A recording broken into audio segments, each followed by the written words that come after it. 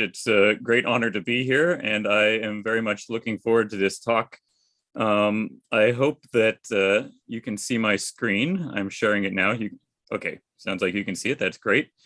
So, as Father Mariusz was saying, I'll be talking about the intersection of artificial intelligence and religion. Let's see, let's get the screen moving. You might say, what is this very strange picture? Well, this is St. Peter's Basilica, but it has been crossed with a picture of a computer chip using a program called Deep Dream Generator, which is online. And I'll be showing several of these pictures as we go. And of course, this is what St. Peter's Basilica looks like when it is not crossed with a computer chip.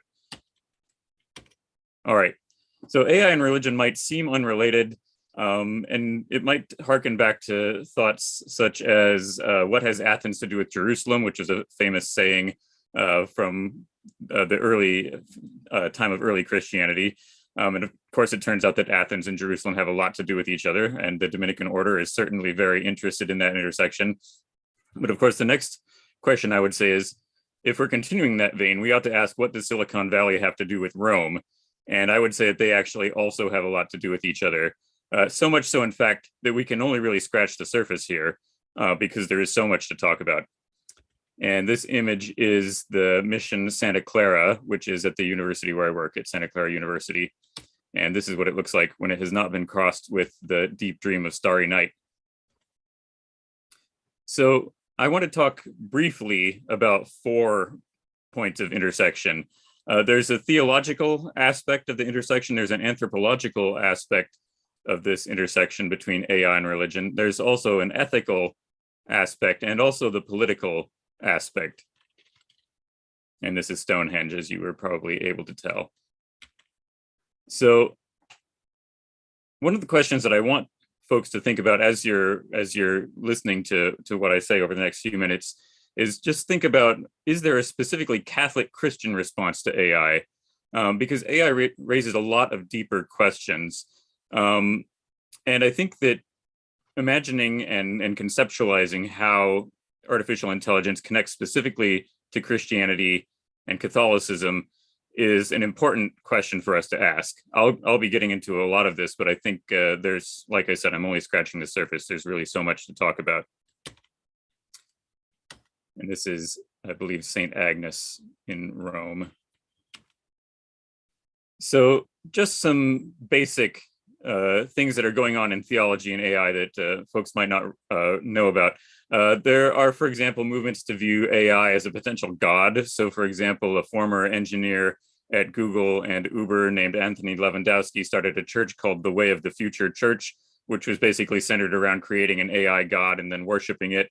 That the Way of the Future Church is now defunct. It's no longer in existence, although it does still have a Twitter account with some fans who are continuing to think about these things.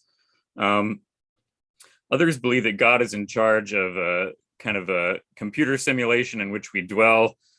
So, for example, Lincoln Cannon, who is a Mormon transhumanist, has something that he calls the new God argument. And this new God argument is based on the fact that if we are living in a computer simulation, and this somehow aligns with Mormon theology, if we're living in a computer simulation, then the people who created our simulation used to be like us in another God's computer simulation. And our goal, therefore, is to do that also, make computer simulations full of simulated people and things like that. And he has these ideas online where you can go look them up if you want to.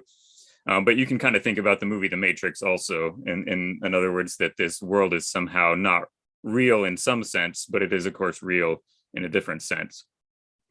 Others think that we can create our own heaven on earth through technology. So, for example, the transhumanism movement, and they even, some people have even talked about creating something like a metaverse as your afterlife, right? Where you're, everything that is retained from you in this life is then transferred into this kind of artificial afterlife. Now, these ideas might seem outlandish, but I actually would argue that they indicate 2 good things, which is that some people feel that something is missing and they are seeking it out. And that's important because I believe that that openness to new ideas, even ideas that we might say are very outlandish sounding, is an opening also perhaps even to Christianity. So the world is hungering, of course, for this message, for the good news, I would argue, and this is our chance to actually share what we have that could be helpful to them. So I would also say that, speaking from a theological direction, AI can help us understand God, or it might be able to help us understand God. So we can at least ask the question. God's intelligence is divine. It surpasses anything that we can comprehend. And AI really makes that clear, that this idea of higher levels of intelligence, or at least different sorts of intelligence, might help us highlight the fact that God thinks very differently than we do. So, for example, the Bishop of Los Angeles, Robert Barron, once wrote an article called The Ways of Providence back in 2015, where he describes that he was driving through Los Angeles using the Waze app to navigate traffic, and it sent him off on these weird roads, and he had no idea why he was doing that. But when he arrived at his destination, the people there told him, well, the reason the Waze app did that is because there was a major accident and one of the freeways was closed, so you were just diverted around that. And he said, well, this is something for us to think about in terms of providence, and the fact that God can, obviously, God knows a lot more than we do and knows a lot better how things might go. And therefore, obviously, we should cooperate with that. AI might also help us to better organize theology and theological education, I would argue. And for this, I'd like to bring up a very short story about a person named Raymond Lull, or Raymond Lull, back in the late 1200s, early 1300s. Lull wanted to evangelize Muslims in North Africa. And he went there and he discovered that they thought that Europeans were backwards and primitive. And so he went home and he said, oh, that means I need to come up with something really high tech to show them. So he started all these investigations into combinatorial mathematics and computational theory. And he eventually produced something called the ultimate general art, or the ars generalis ultima. And the idea was that you would have these spinning wheels that you could turn around, and the wheels would align with each other, and they'd tell you certain pages to flip to in a book, and that would answer questions about God. Now, this was 700 years ago, more than 700 years ago. And we have to ask ourselves today, we have vastly higher technology, but are we actually as ambitious as someone like Raymond Lull was back in the early 1300s? Because I think what we have is we have this great technology, but we lack the understanding of the direction to point that technology in. And it's really an opportunity for us to take the technology that we have and perhaps fulfill some of the dreams that people in the past had when they said, this will help us understand God, this will help with theological and ethical education. All right.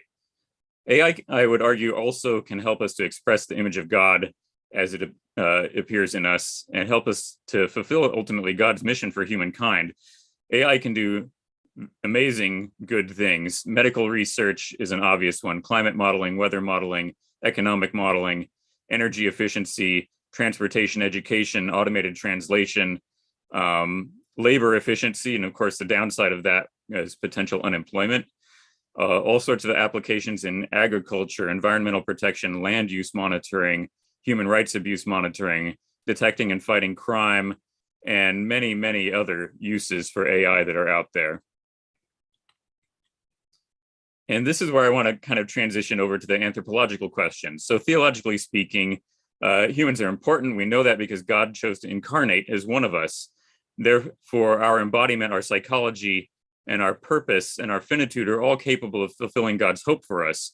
God has these hopes, and we are equipped to hopefully fulfill these if we choose to fulfill that mission. So AI raises questions for humanity, especially questions of what makes us unique. If we can take our intelligence out of our own minds and put them into the world externally from us, and then improve upon them. So these technologies are in some ways even more powerful than they are when they're with us. And so the question I would ask then, what remains of humanity when our intelligence is not what makes us distinct, when our intelligence is externalized? Computers beat us at chess. That happened decades ago. Computers can beat us at the game of Go. That happened just a few years ago. They handle data better than humans can. They can handle large data sets of millions and millions of pieces of information that no human mind can comprehend. They're much faster at cyber defense and other sorts of things where you need to have fast responses. A computer is obviously optimized for that. Computers can optimize for almost any task better than humans, or at least it's looking that way in the future. And then we might ask ourselves, what is left? And I would argue that the thing that is left is love. Love is really the thing that makes us distinct from computers. And our work is to love more than to think or to analyze things. Thinking exists to serve that role, because really, if we say that God is love and God is, revealed God's self through Jesus, then we need to recognize that that love is a self-sacrificial love also, hence the picture that I have in the background here. This idea of love is not merely a thin romantic veneer over reality. It's something profound and deep and ultimately binds all of reality together. So AI is not love. If there's something that AI truly cannot do, it cannot love. It might be able to act as some sort of mediating layer between humans, but it cannot produce love itself, because that's simply not what it does. It's not what it's for. Ultimately, AI is advanced statistics, and advanced statistics is not going to express love to you. AI is also not logos. In other words, it's not that kind of divine logic like Jesus. And I would argue AI is not even really an I. It has no intelligence in and of itself. The intelligence of artificial intelligence is really human intelligence abstracted, taken and externalized and turned into an external object, which then acts on our request, basically doing what we want it to do. The reason that I would say that AI should not really be called intelligent is because intelligence implies freedom, it implies will, it implies desire. Computers don't have any of those things.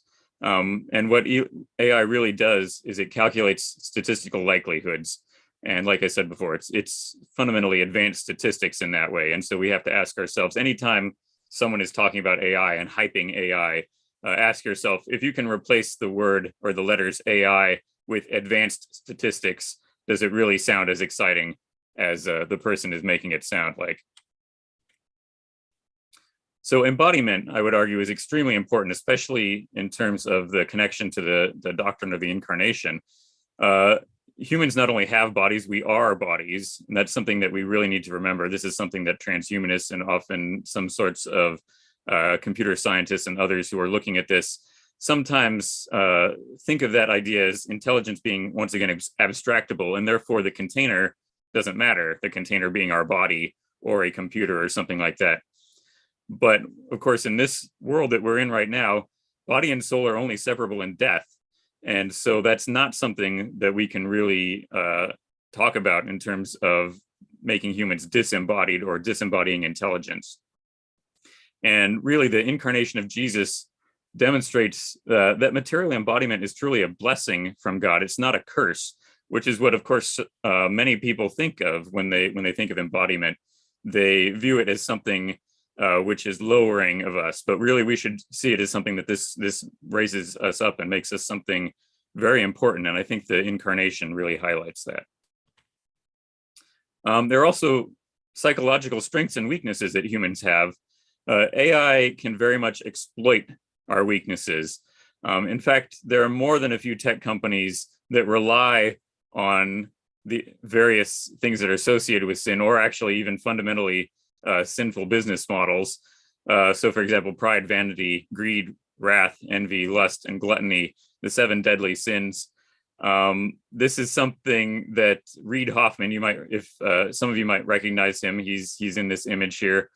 And Reid Hoffman is a tech billionaire, and one of the things he says is his investment strategy is to make sure that the company he's looking at somehow relates to one of the 7 deadly sins. That's one of his, quick tools to try to figure out whether this company is going to succeed or not. Now, he actually said this at a Vatican conference. This is a Vatican conference that happened back in 2019 called the Common Good in the Digital Age Conference. You can find these videos online. And this is the moment in the conversation where he explains his investment strategy to the other people on the panel and the audience. So AI could be used to strengthen us rather than exploit us instead. That's the next thing that I would say. And this is actually something that Reid Hoffman has talked about recently. He had been talking about this investing in the 7 deadly sins strategy for years. And just recently, just last year, he said, by the way, the point of this investment strategy is not sin itself. The point is that it taps into a capacity of human nature. And actually, we should be making sure that when we are building technology, we're not just tapping into sin, we're actually trying to promote virtue ultimately. And that's one of the reasons that he would say that LinkedIn is different. LinkedIn is the company that he founded, the social network. And so he said, of course, LinkedIn relates to greed, but ultimately it's not purely about greed. It's about something more than that. And I just want to, zoom in on him there. This is the face you make when you tell a Vatican conference that you are actually have been investing in sin for a long time. And I love the expressions of the other people on the panel also. Mitchell Baker, who's right next to Reid Hoffman, is saying, oh, she must be saying to herself, oh, I don't know if you should have said that. The person in the middle is saying, interesting. And the other two reactions are also visible there. All right. And of course, one of the things anthropologically that relates to AI might be to ask, what is our purpose in creation? And I'd say our purpose in creation is simple. If you read the Genesis story, humans were put there to keep and to till the garden. In other words, to take care of this world that they had been put into. Of course, we're also called to love God and neighbor as the 2 greatest commandments. And ultimately, we are supposed to be like God. And so this raises all sorts of questions for us in that, how can we be like God? How should our technology and our power emulate God's power? So biblical revelation calls us to be like God. Of course, the snake in the garden, if you go back to the original story there, says you will be like gods if you eat from the tree of knowledge of good and evil. And so there's an interesting distortion going on there. Something has gone wrong, because he's using the same words, or the character in the story is using the same words. And we have to ask ourselves, what does that mean if it turns out being different? Of course, if you read Leviticus and other places in the Bible, it's emphasized we should be holy as God is holy. But then we have to ask ourselves, really, what about God's power? Is that what we should be imitating, or what is the relationship between holiness and power? So what I would argue, and I believe is clearly the case, our purpose in creation requires a certain amount of power, and human power is always technological power. There's always something about humankind which requires the use of technology. We wear clothes, we have books, we're communicating with each other over Zoom right now. But even backing up from some of this high technology, we might say caring for each other requires very, very basic things. We need to have construction technology in order to build shelter. We need to have food, and that requires either hunting for food or gathering food or agriculture. We need medical technology because we do become sick. We need transportation technology so that we can coordinate all these other things that we have to do, and communication technology as well. Of course, worshiping God, if we just think of the ways that we worship now, we have churches, we have vestments and the textiles that are required to produce those vestments. Metallurgy is involved, glassware, writing. So many things are technologies that help with this. And actually, you can see this in the history of Western Christianity in particular, that this use of technology in the worship of God actually was a major driver of technological development in Western Europe. And then caring for nature also, transportation, and if you want to become more advanced, of course, environmental science, computer modeling, economics, satellites. This is one of the major ways that we know about what's going on Earth these days, is through satellites. And of course, how do you get a satellite into orbit? It's through rocketry. So these more advanced forms of technology can be very much used to help fulfill our purpose that God has given us. And of course, if you read the Bible, there are several verses in the Bible that are connected to power. Jesus says, for example, you shall know them by their fruits. A true prophet is going to produce good actions. And of course, producing action requires sufficient power. Jesus tells his disciples to go and do likewise, promoting imitation of his miracles. And in the Gospel of John, Jesus says, very truly, I tell you, the one who believes in me will also do the works that I do, and in fact, do greater works than these. And this could be conceived as a call actually to determine how to do these greater works. And very often it is through technology. And this is, of course, a famous image of Jesus measuring out the heavens and the earth. And so we might ask ourselves now about technology. The Bible says explicitly in several places that God is an artificer. They use the word teknites in Greek, and Jesus is a builder, a tektonos or tekton. And therefore, we should also think to ourselves, we can imitate God through science and technology. There's something that is a profound connection there between God and humankind. And of course, while some stories extol the virtues of technological power, others clearly reject it. And this is another thing that we should think about. In the Genesis narrative, when Adam and Eve are thrown out of the garden, God gifts them with higher technology, specifically animal skin clothing. If you read the story of Noah's Ark, what is Noah's Ark other than a massive technological artifact which is used to save creation? That's a very interesting narrative. Of course, the descriptions of the temple in Kings and Chronicles, the temple has an enormous amount of technology and skilled application of human labor and resource management, all these many, many things that are involved in building the temple. However, there are other places in the Bible where it's very ambivalent or negative towards technology. So for example, in Genesis 4, new technologies such as farming, cities, metallurgy are not necessarily looked upon as good things. Of course, the Tower of Babel is an example of a massive technological construction, which is actually very, very bad. And so bad, of course, that it has to be stopped. And of course, there are so many other problems with idolatry and worshiping the work of human hands. And I think this idolatry problem is something that we should very much keep in mind as we are thinking about technology, because I think humans have a fundamental psychological tendency towards idolatry. And very often it turns out to be technology that is the fundamental thing that we are idolizing. So now the question of finitude, another basic anthropological fundamental about humans. Of course, we can curse our finitude or we can appreciate it. Finitude, of course, represents a weakness to us, but weakness can actually help us in some ways. And so here's a joke. This is attributed to the physicist John Wheeler, but it actually precedes him significantly. He says, time is what keeps everything from happening all at once, and space is what keeps everything from happening to you. And it's kind of a funny response to the question of, hey, why does space and time exist? And it's interesting, I think, theologically speaking, because of course for God, it's everywhere and every when at the same time. God really is experiencing everything all at once, and really is experiencing all of space in one united location with God. And so we have to ask ourselves then, why did God not create us in that way? Why are we created much weaker? And of course, what I would argue is that for sinful creatures, finitude is actually good. And this is where we would transition to ethics in my discussion today.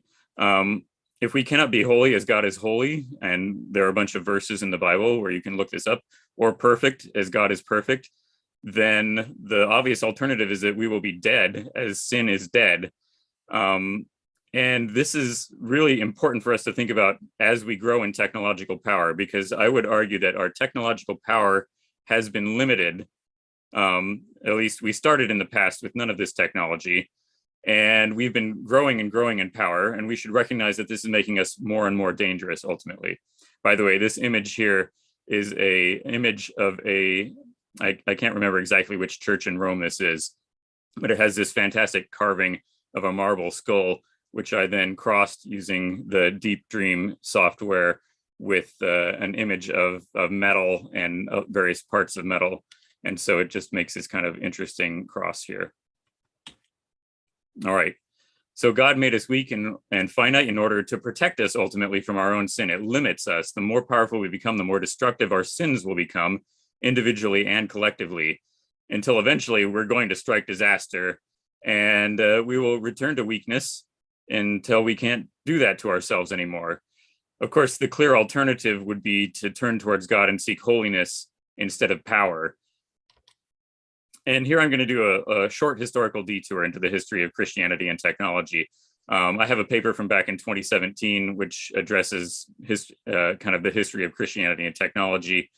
And some basic ideas from that were that for all of history, basically, Christians have been techno-optimists, which is that technology is fundamentally helpful. It's fundamentally something that is good for human society. And so the Catholic Church, starting all the way from the fall of the Roman Empire, has been collecting technology, preserving technology. So many monasteries, for example, preserve technology and records of technology. These monasteries also very much promoted technology and produced technology. And ultimately, they led to an entire economy which involved consuming technology. So there were monastic mills, for example, that ground grain into flour. There were earthworks that prevented flooding and produced more land in places like the Netherlands. Of course, cathedrals are basically, of course, they're monuments to God, but they're also, in a way, monuments to human dedication towards technology. A cathedral is a massive technological artifact. The pipe organs in a cathedral, for example, are an incredibly complicated piece of technology. The development of the scientific method also very much, of course, drove these things. And what was the driving force behind the scientific method was understanding more about God's creation. People like Gregor Mendel, Georges Lemaitre, the invention of hypertext, which is not something that many people know about. Hypertext was invented because a Jesuit priest named Roberto Busa went to Thomas Watson, the head of IBM, and said, I have the Summa Theologia, and I'd like to be able to create linkages within the Summa so that people can easily get from one thing that St. Thomas is saying and access either the source that he's referencing or some other place in the Summa. And Thomas Watson said, oh, we can do that. We can figure out how to solve this technological problem. And so the whole reason that hypertext exists is because of a Jesuit priest asking the head of IBM to help make the Summa Theologia more navigable, which I think is pretty exciting. It's a very little known story and really deserves to be known more. So once again, technology was, in the history of the church, has fundamentally been considered a good thing. The only exceptions were weapons technologies, and you can see this all the way back at the Second Lateran Council in 1139, where the crossbow was banned and other bowed weapons were banned against they were banned for use against other Christians. The concept carries on in international weapons bans, actually, even today. This understanding that some weapons shouldn't be used carries on with the idea of chemical weapons being banned, biological weapons being banned. Of course, landmines have been partially banned. Blinding lasers, poison bullets, those are also banned technologies. People are trying to ban lethal autonomous weapon systems, which would be another clear connection to AI. They have not been banned yet. People have been trying to ban nuclear weapons, also not banned yet. But I think we need to recognize that technology can be controlled if we decide to do that. And of course, nowadays, the church includes contraceptives and other reproductive technologies because it views them as being fundamentally anti-life. They're not killing, but they're preventing life from coming into existence. And if life is a good thing, then that should be avoided.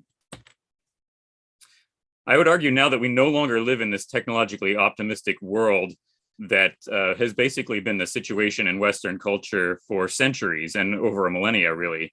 And so what do we face now? We face unlimited technological development, increasingly free of ethical constraints, and increasingly risky for all of humanity. And so what might we expect of this? And of course, AI is the looming force there. So if you want to think of it in four choices and absolutes, you have good and evil, powerless and powerful. If you're good but weak, you would create a better world, but you lack the power. If you're evil but weak, you would harm people, but you lack the power. If you're good and powerful, then the maximal extent of that, to take it to its full conceptual limit, would be the Christian ideal of God, of course. And of course, if you're evil and powerful, then it ultimately becomes something satanic. And that can only end in self-destruction for contingent creatures like humans are. Of course, the world is not that simple. There's also a middle area. And so I would argue, where are we right now with technology? We're somewhere in this middle row, transitioning perhaps from the middle level of power up to a more powerful level that we should be thinking about. And of course, ethically, we could go either way. And these are just some arrows to indicate we do not want to go towards self-destruction, very obviously. We want to move towards good uses of technology, towards the direction perhaps that we might think of when we think of God. But right now we're on the path of the black arrow, which is we're capable of both holiness and self-destruction at the same time. And if you think purely probabilistically, if you're a contingent creature and not everyone is agreeing on what's good and bad, and stochastically, some things are going to go better or worse, eventually this middle category ends up over in the self-destruction category, unless we work really hard to reverse course and end up over in the other location. So here you can see clearly, not the red arrow, not the black arrow. We need to take our green arrow, and if we get down into that middle area, we either need to go back and reduce our power through things like weapons limitations, and shift over towards the good side, and ultimately move towards the understanding of God being good and powerful at the same time. All right, I know I'm going fast, but I want to try to wrap up relatively soon so that we can get to questions. Regarding AI, there's much good to be done, and there's also a lot of evil to be avoided. Much of that ground is already being covered by secular thinkers. All sorts of questions involving bias, safety, transparency, privacy, employment, inequality, moral de-skilling, and so on. If you look up these words with respect to AI, you will find multitudes of resources on them. This is an image of a Tesla crash where the autopilot drove the driver into a wall on the freeway and set the car on fire and killed the driver.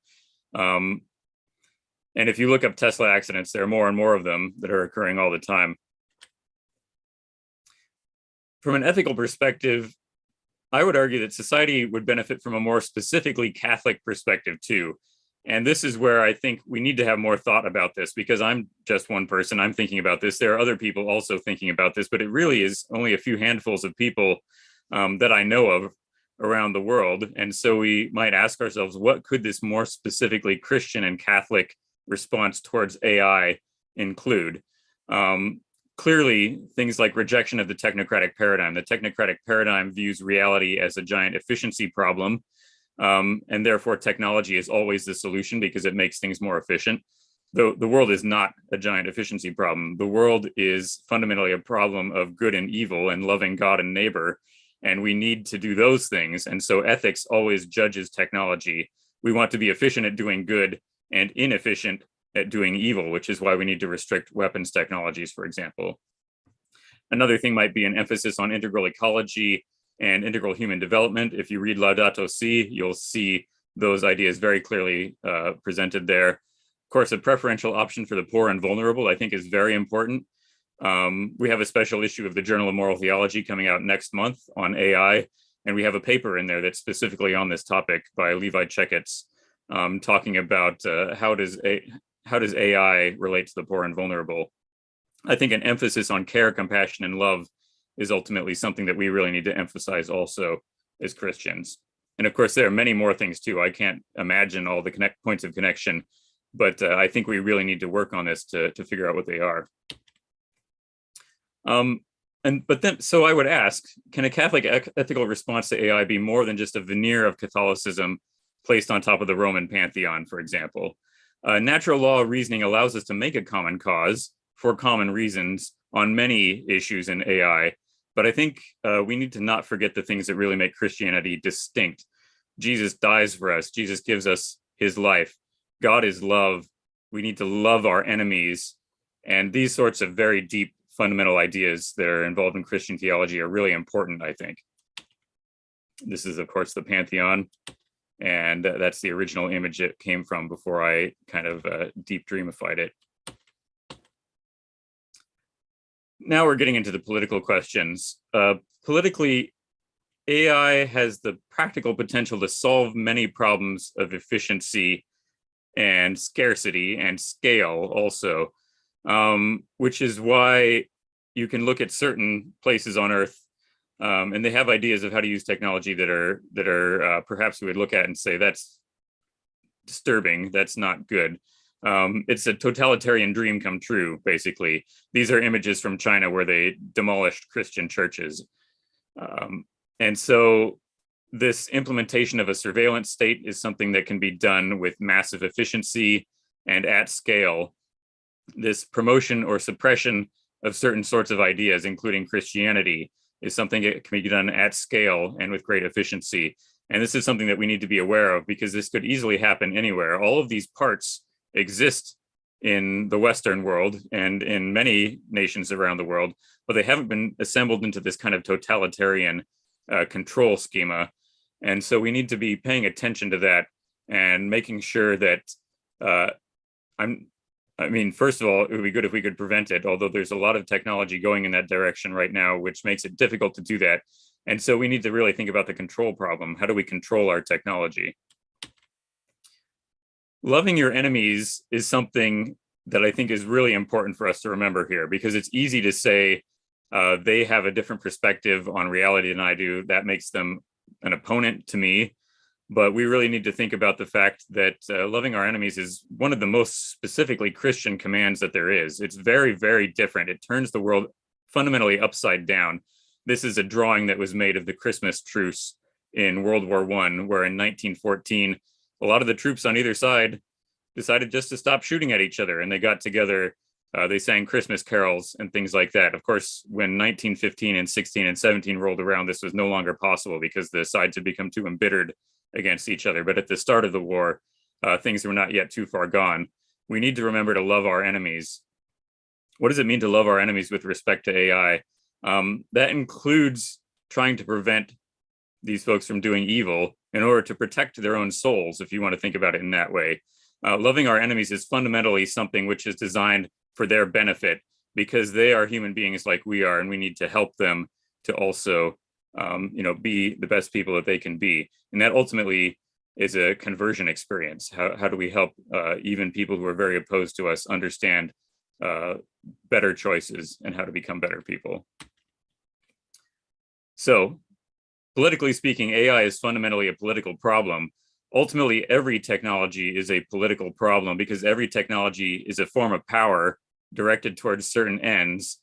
And those actions act upon human beings to either help us or harm us or form us into better or worse people. And so we really need to think about these questions at a political level. How do we use technology to help people and not harm them? How do we use technology to form us into better and not worse people? So given the apocalyptic quality of technology, what ought a government to do? Every potentially dangerous technology should be thoroughly ethically evaluated, I would argue. And of course, this is what I do. So of course, I think it's important. But I think that in the way the world is right now, this is something that we really need to think about. Every potentially dangerous technology needs to be ethically evaluated from its conception at the very beginning, its design, its production, sales, use, and ultimately disposal. Because there's so much there that could go wrong. And when you're dealing with a powerful technology, you really need to make sure that it does not go wrong. So just starting to wrap things up now, human intelligence is used for the full spectrum of our behaviors from good to evil. AI is going to be used also for that full spectrum of our behaviors from good to evil. We need to strongly encourage, promote, and facilitate the good uses of AI, and strongly discourage, limit, or ban the bad uses. Otherwise, it should be very clear we're going to end up in a terrible world. This image, by the way, is from the Anthropology Museum in Mexico City. And we might remember another biblical verse from Deuteronomy chapter 30, verse 19. I've set before you life and death, blessings and curses. Choose life so that you and your descendants may live. And I think that it's very clear with technology, we need to be choosing life-giving technologies and technologies that benefit human life. We need to not be choosing death and curses, because guess what's going to happen? Our descendants are not going to live. This is going to be something that is self-limiting in a very destructive and horrible way, when of course we do have the choices to do the right thing. And I think this is an important hope. Right now, there's a certain amount of hopelessness in the world. And we really need to consider the fact that God would not put us into a hopeless situation. God always presents us with the ability to do the right thing and turn towards God and make the right choices. We might get very far down particular paths that are bad, and ultimately we might get into situations that we're horrified to be in and don't want to be there, and might actually, be required to sacrifice ourselves to help others or things like that. But if we're thinking better with technology, we can think back and hopefully prevent those lose-lose situations from happening, and instead think bigger picture, longer term, more beneficial, non-zero sum, and how can we actually make a world which is beneficial to everyone. It's possible. There's absolutely hope, and we need to remember that. So AI, just concluding, it's a powerful technology. It's dual use. It offers us both help and harm. But beyond these questions of use, there are also these deeper questions of meaning, identity, and purpose that are raised by AI and give us an opportunity to reevaluate ourselves and what we really need to be doing in life. All these questions need answers. I hope, some of you here today can help find those answers, because there's a lot to do. There's wonderful things, wonderful work to be done in this area. If you want to learn more, like I said, there's a special issue of the Journal of Moral Theology on AI, which is going to be coming out next month. And with that, I'll just say thank you very much. And it's been wonderful talking. So I will stop sharing now and go to question and answer.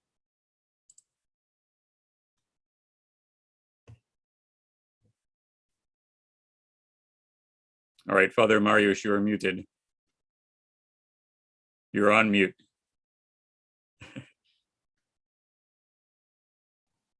Okay, because I was muted by Julian, I think. Okay, but I believe I'm not anymore.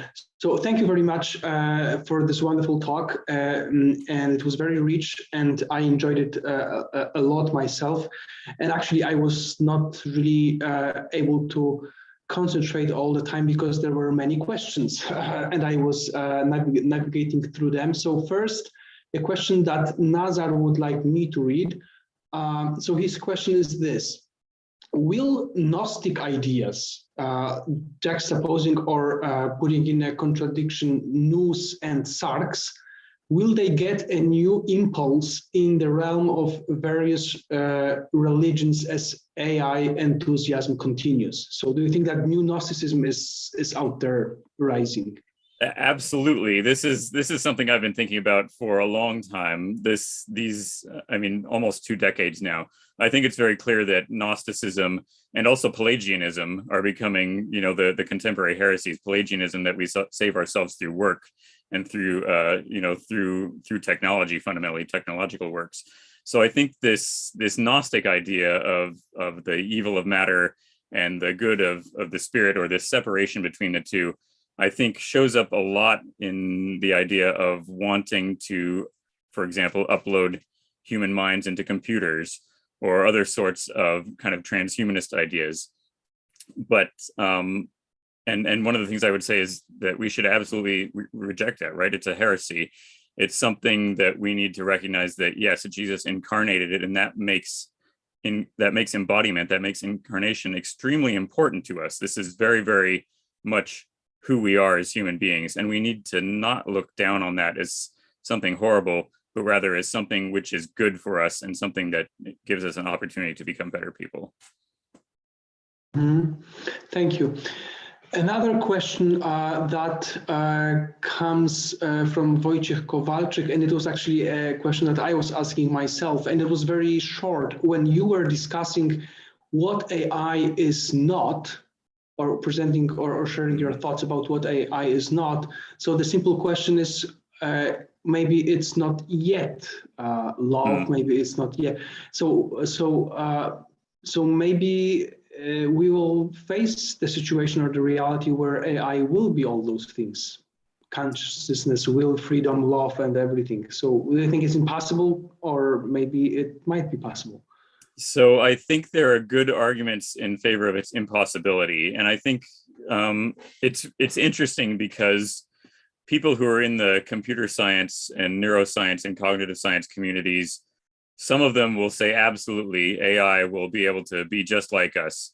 and others will say this is impossible. It's clearly the case that we are dealing with machines, and you don't worry about your calculator being sentient. You don't worry about your desktop computer or laptop or smartphone becoming sentient and intelligent.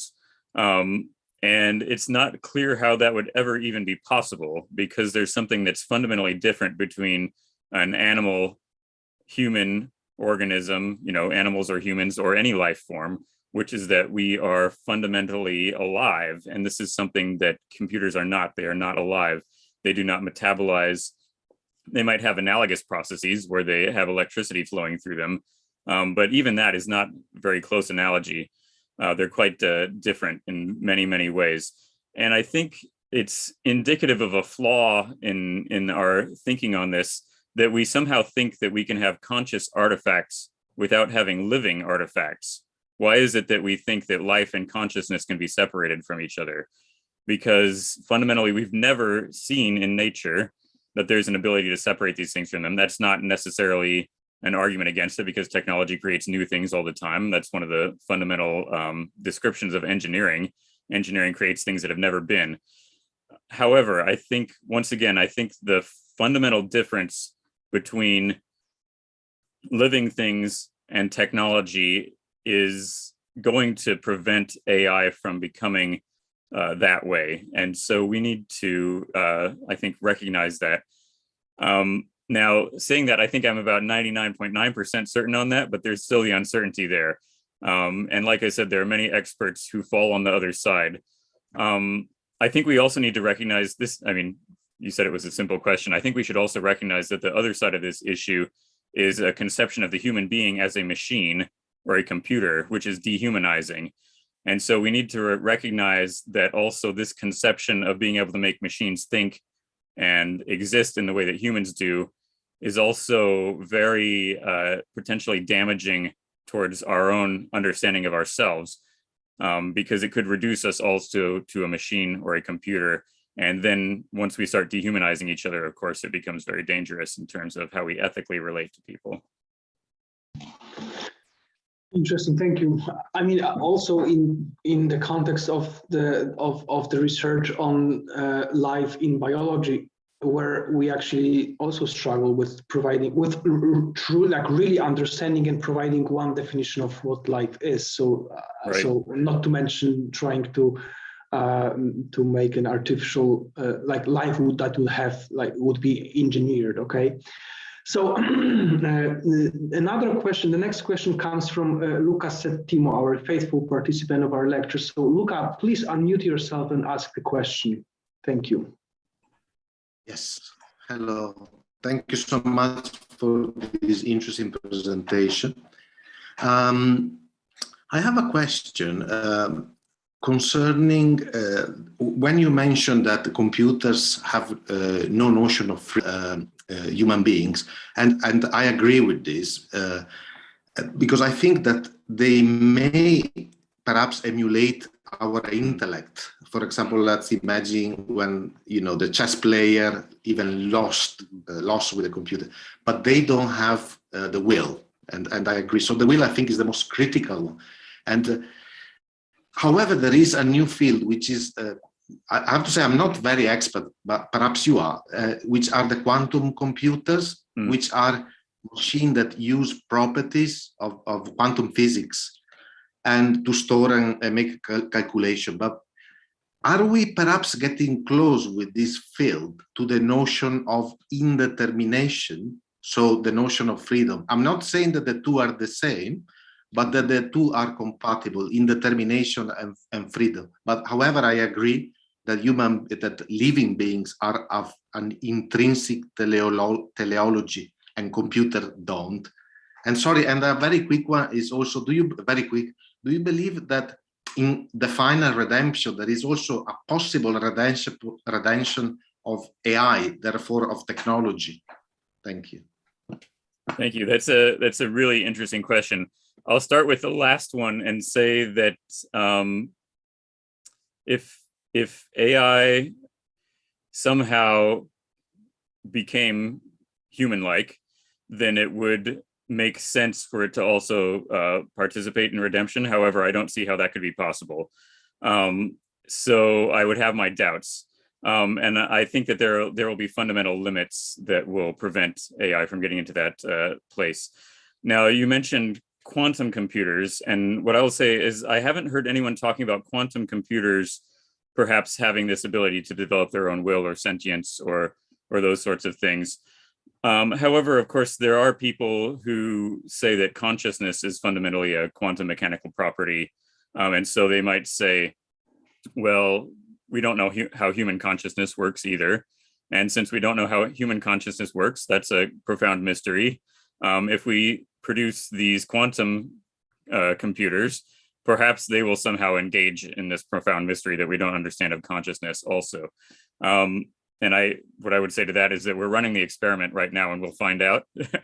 Although it's very difficult to know whether we would find out, because once again, we would have to evaluate this computer. We'd have to evaluate this entity or whatever it is and wonder to ourselves, is it actually experiencing something, or is it merely emulating, as you said before? Is it merely imitating what we would expect or presume a human would act like?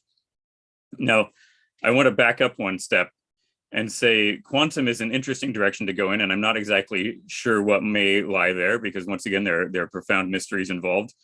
There is another type of experiment which is going on right now, which actually raises, I think, the question in a more concrete and clear way right now, which is biological and computer hybrids. And so there was just recently in December of last year, so just 2 months ago, an organization in Australia called Cortical Labs published a paper about how they had taken, in 2 different cases, they had taken human neurons in one case and rat neurons, brain neurons in another case, and laid them out across an electrode array, something like 800,000 to 1 million neurons. And then they had experimented with this system to see if they could get it to play a video game. And it turns out that they could get it to do that. And so here's a hybrid system, which is neurons from living neurons that require food and sustenance and survival, and an electronic substrate on which they are growing. And this raises, I think, very profound questions about what that entity is. It's obviously not a human being. It's obviously not a rat.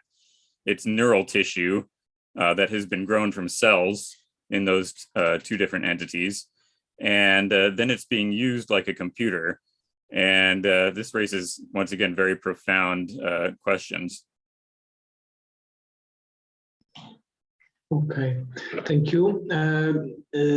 Probably the one last question comes from Matthew Hassan, and he would like to ask the question himself. So Matthew, please unmute and ask the question.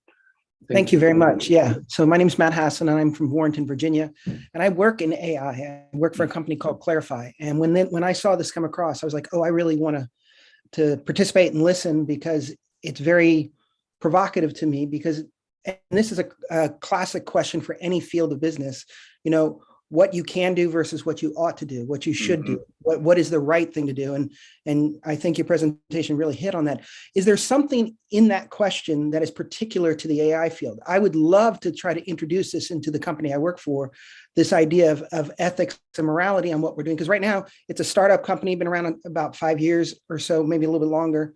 And they're doing a lot of things. And some of the stuff I'm actually like, wow, there's questions of personal privacy. There's questions of freedom, and what are the ramifications of this AI technologies that we're developing and being used by our customers? And, is there something particular or unique in AI that classic question of ought and should versus what we can do factor in here, or the unique to AI in that way? Or what are your thoughts on that? Yeah, I mean, this is a great question. First of all, I think I've actually heard of your company, so I can't remember exactly where I heard of it. It might be I don't know if you're involved with the partnership on AI or something like that, but there's some context in which I've heard of your company before. Okay. And one of the things I would say is that this is part of my job at the Markkula Center, is to work on these sorts of issues with technology companies. So like I said, I've worked with Microsoft and IBM, and I've produced some of these papers, and we have resources on our website. So by all means, if you want to contact me, my email is simple. It's just BP as in Brian Patrick, and then green at scu.edu, because that's the domain name. Yeah. So bpgreen at scu.edu. I'm happy to be in contact with you. And what I would say is particular to AI is that AI takes all these sorts of issues that we used to have, and it takes them to the next level in terms of speed and scale. And that really presents so many, the magnitude of the question just increases because we're automating decision-making fundamentally when we're doing AI. And by automating these processes, we're either automating something good or we're automating something bad.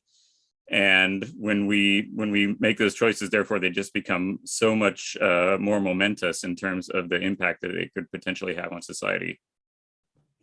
Excellent, thank you. And I will definitely reach out. I appreciate it. Fantastic.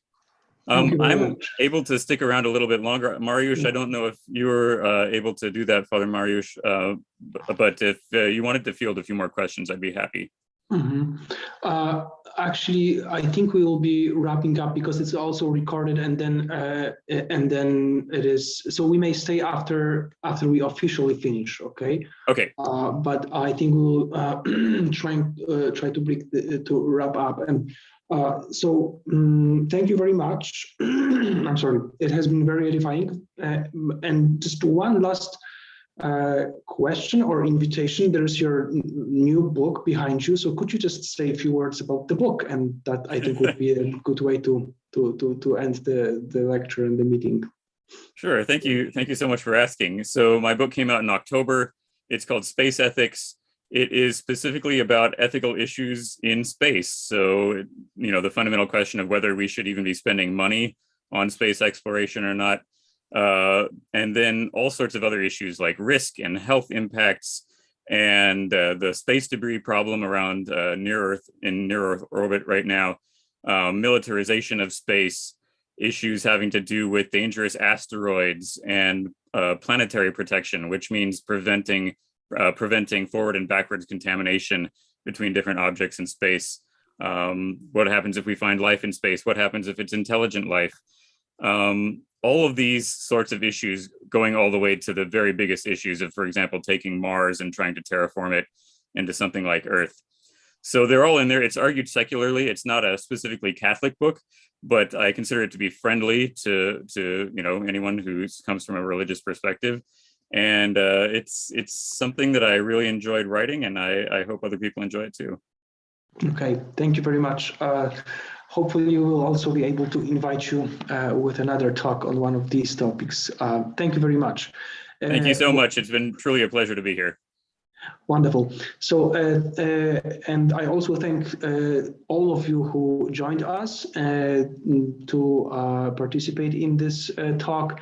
I just want to remind you that the next one, next month, will be delivered by Professor Kenneth Kemp, a philosopher of science from University of St. Thomas, and it will be a talk on the doctrine of creation and theories of evolution. So once again, thank you very much. Have a good night.